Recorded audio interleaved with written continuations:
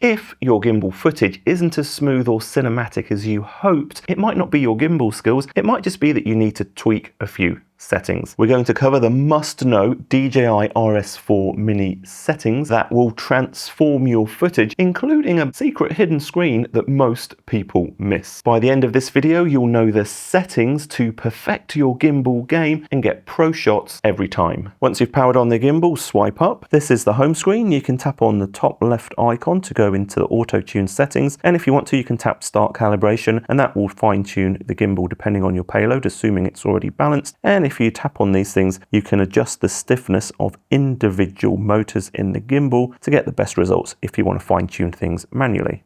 The top right icon indicates the gimbal balancing status, and you can see this is green. That means everything's balanced and ready to go. The bottom left tells you what follow mode you're in. It's in PTF or pan tilt follow mode. There's a switch on the side of the gimbal, and you can change this to pan follow mode or FPV mode. The bottom right button allows you to adjust the follow speed and sensitivity. This is split into two different types of mode. You've got smooth and responsive. The smooth mode follows the Ronin series of gimbals, and it gives you that nice soft smooth start and end to gimbal movements, whereas the responsive mode, the gimbal's going to respond more quickly when you move it around, but you could get slightly more jerky start and stop movements. If we head back to smooth mode, you've got 4 different choices: slow, medium, fast and custom. These settings determine how quickly the gimbal responds to your hand movements. If your subject is moving really slow and you want really nice, smooth flowing footage, then you want to use the slow mode. But if you're trying to track a faster moving subject and there's a lot of movement around, you might want to set medium or fast. For the ultimate control, slide all the way across to the end here to this custom mode and tap at the top right to start entering custom values. You can make the gimbal really slow to respond by setting a value of 1. Or you can max it out to 100 if you want to get the most responsiveness out of the smooth mode. I'm just going to change that back to medium, which is a good general purpose starting point. But if you want the maximum responsiveness and you're tracking really fast moving things, you can switch this to responsive mode and then choose either fast, or again, go into the custom setting and choose the custom amount that's going to match the movement in your subject. So you might have to do a bit of trial and error on this depending on what you're filming. Just going to set that back to smooth and medium. Tap at the top left to go back. The next thing we're going to look at is the control center. To access the control center, slide down from the top of the screen. Tap the top left icon to go into the display settings, and this determines what happens on the actual gimbal display. You can automatically lock the display after a certain amount of time, from 2 minutes, 1 minute, 30 seconds, or if you don't want that screen to ever automatically lock, set it to off.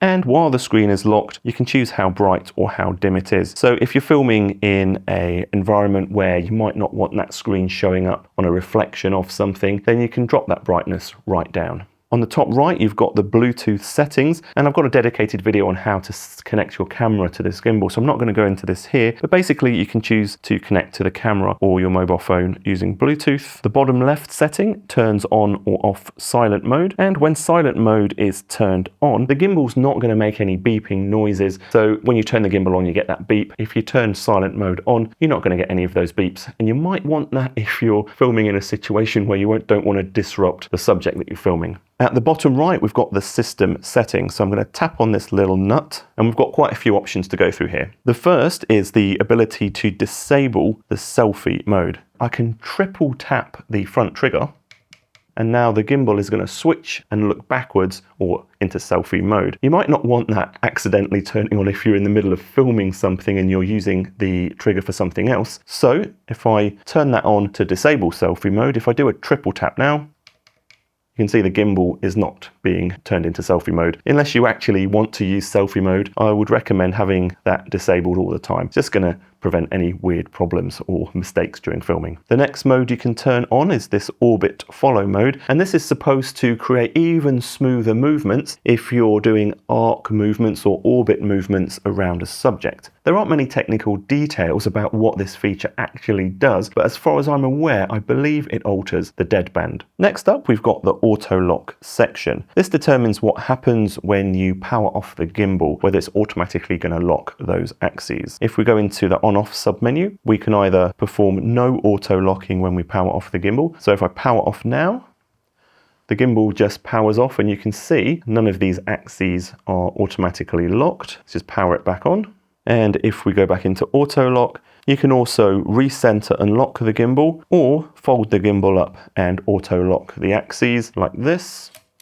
You can see how it folds up, and now all of these axes are locked. So this is a great option if you're storing it or putting it in a backpack or something and you get it out, use it quickly, turn it off. You're probably going to want it in this mode, so it's easy to put back in a backpack. The other auto lock options are the sleep mode options, and this is what happens when you put the gimbal into sleep mode. You can either choose recenter and lock, or if you switch this to none, when the gimbal goes into sleep mode, it's not going to lock the gimbal. I'm just going to change that back to recenter and lock, but if you've got a shot set up or you don't want that automatic locking, you can turn that off. All right, next up, we've got push mode. This allows you to turn on push mode for the pan or tilt axes. Normally, when the gimbal's on and it's balanced and you've got a camera on it, you're not going to want to try and push or move the gimbal because the motors are fighting against you, and that's the whole point. It's trying to stabilize the camera. If I turn on push pan mode, I can now manually, by hand,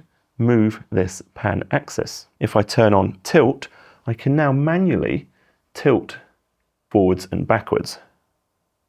You might want that if you want to manually line up a shot for the start of a movement, for example, or you could just use the joystick. Next up, we've got horizontal calibration. If you find that during filming the horizon is kind of tilted left or right a bit, you can tap on horizontal calibration, and as you can see now, it's doing an automatic calibration to try and bring that horizon back to level. And you can see calibration is complete. Tap confirm. If you find that the horizon is still out, you can tap tune manually, and then you can adjust and move it left and right to try and get that horizon perfectly level. If you think you've got a problem with your gimbal, you can tap Gimbal Auto Check and tap confirm, and it's going to run some automatic diagnostics and checks on the gimbal and tell you whether the gimbal is operating properly. You can see it's moving the gimbal around and checking everything's okay. And you can see here that this gimbal status is all good. Tap confirm. If you want to automatically power off the gimbal after 10 minutes of being locked and inactive, you can turn on the auto power off mode if you want to save battery power.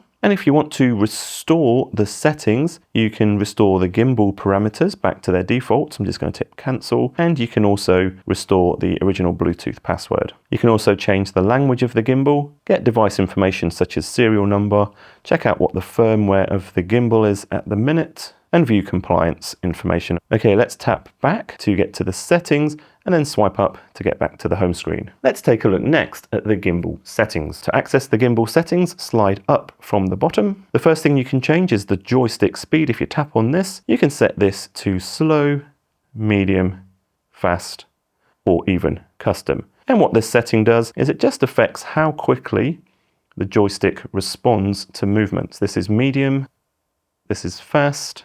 And if we head into the custom mode and tap at the top right, let's max this out. And you can see when I press the joystick now, it's super responsive to the joystick. I'm going to set this back to medium. You might want to use slow joystick speeds if you really want to fine tune a shot, or if you're using the joystick during a movement, you don't want it to seem too jerky and you want it to be as smooth as possible. As well as controlling how fast the gimbal moves when you use the joystick, you can also set the joystick smoothness by tapping at the top right. And this affects how smooth it is. The higher this is, the more smooth it is. Let's have a look at it on low. And basically, when I stop moving the joystick, the camera and gimbal kind of just stops. If we set this joystick smoothness to the high setting, and when I move the joystick, when I stop moving the joystick, the gimbal continues to move and slow down. And you've also got a custom mode for this too. I'm just going to set this to medium, and if you don't really use the joystick, then this is not really relevant. Next up, we can control the dial function by tapping at the bottom left here.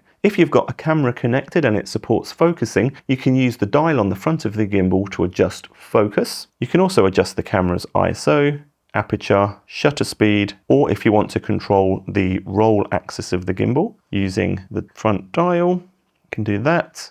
Change it to pan. Now you can change the pan with the front dial, or you can adjust the tilt with the dial. Let's head back. If you tap on dial settings at the bottom right, you get to customize how that dial responds. So the dial speed, as its name suggests, allows you to customize how quickly the dial responds. Let's put this to 100 and we'll come back and I'll switch the dial function to pan. and we'll head back into dial settings and just make sure that dial speed is on 100. Now, when I use the front dial, it's pretty quick and responsive. I don't have to move that dial much to create the effect. But if I change this dial speed all the way down, something really low, like 3, now when I move that dial, I really have to move it a long way to get it to affect whatever setting we've chosen. And if you want to, you can reverse that dial. I'm just going to set this back to 50. Let's get into that hidden screen. You can see at the minute, we don't really have any indication on the screen that there's anything more we can do here, but you can actually slide across from the right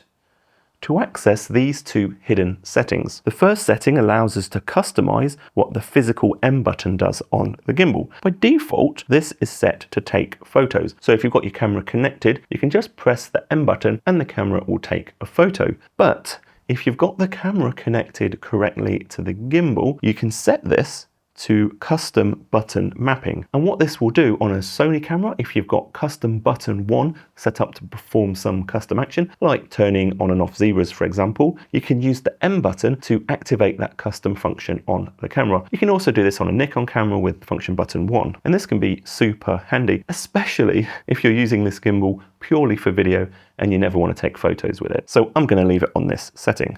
Let's go back, and the second hidden setting is this press and hold trigger setting. When you press in and hold the trigger, by default, it's going to lock the gimbal. You can see how it's not following my movements, it's just pointing straight ahead, and that's because I've got the trigger held in. But you can customize this, and instead of gimbal lock, you can choose to enter FPV mode whenever you hold in the trigger. And what that enables you to do is it means that you can use one of the other follow modes, like pan, tilt, follow. So you can see that this is responding to my movements. So if you're filming something and you just want pan, tilt, follow to be the main movement, but then just for some special effects or at some special times, you can hold in that front trigger button and then go straight into FPV mode. I think most of the time it makes sense to have this in gimbal lock mode, unless you're doing some kind of specialist shoot. Let's go back, and then we can slide across back to the normal menu, slide down to get back to the home screen. If you've got the tracking module fitted, you can slide left to access the active track settings. I've got an entire video on how to set up active track with this thing, so I'm not going to go into details here on that. It just lets you customize the composition and the framing and the behavior of the active tracking. You're definitely going to want to meet me in this video next to get the most out of this gimbal.